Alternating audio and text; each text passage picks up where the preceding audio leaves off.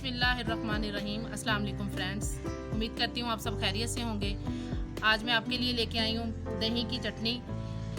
बढ़ते हैं अपने इंग्रेडिएंट्स की तरफ। यहाँ पर मैंने एक गट्ठी पुदीने की ली थी, उसे मैंने धोकर पत्ते लैदा कर लिए हैं और अच्छे से वॉश कर लिया है ताकि इसके अंदर अगर कोई डस्ट है तो वो सारी चीज़ें निकल जाएं। ये हम पुदीना लेंगे,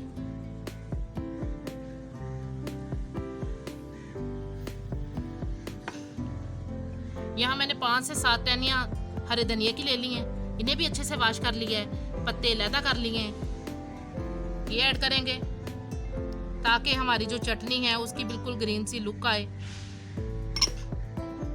यहाँ मैंने 5 से 6 हरी मिर्चें ली हैं।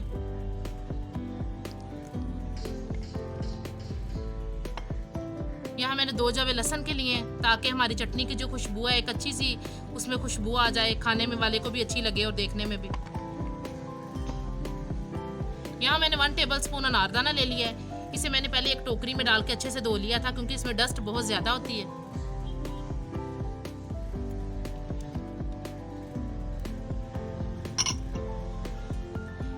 आपने इसमें हस्बे ज़रूरत नमक ऐड करना है, जितनी ज़रूरत है। आप अपनी चॉइस के मुताबिक इसे कम या ज़्यादा भी कर सकते हैं।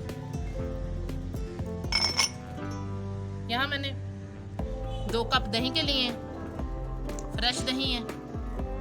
सारी चीज़ें पीस कर अच्छे से ग्राइंड कर लेंगे और फिर इस दही में शामिल करके अच्छे से फेंट लेंगे ताकि हमारे रायते की जो एक लुक है बहुत अच्छी आ जाए। इसे हम कबाब के साथ भी इस्तेमाल कर सकते हैं और खाने वाले टेबल पे हर घर की ये ज़रूरी अशिया में शामिल। स्टार्ट में मैंने आपको सारी चीज़ें दिखाई थी चटनी को, दही का रायता बनाने के लिए। तो यहाँ पे मैंने ये सारी चीज़ें जो हैं उन्हें अच्छे से पीस लिया है। अब यहाँ पे मैंने तकरीबन 1 पाव दही लिया है जिसमें मैं चटनी, आप अपने जायके के मुताबिक जो चटनी है इसमें ऐड कर सकते हैं। जितना आप चिली कम इस्तेमाल करते हैं या ज़्यादा, मैं यहाँ अपने टेस्ट के मुताबिक इसमें ऐड करूँगी। यहाँ पे हम इसे अच्छे से मिक्स कर लेंगे।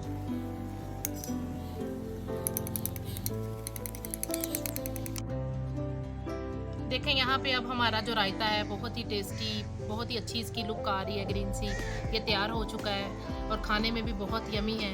अगर आपको मेरी ये वीडियो अच्छी लगी हो, मेरे चैनल को लाइक करें, सब्सक्राइब करें और साथ में दिए गए बेल आइकन पर क्लिक करें ताकि मेरी हर आने वाली नई वीडियो का नोटिफिकेशन आपको मिल सके। तब तक के लिए खुदा हाफिज़।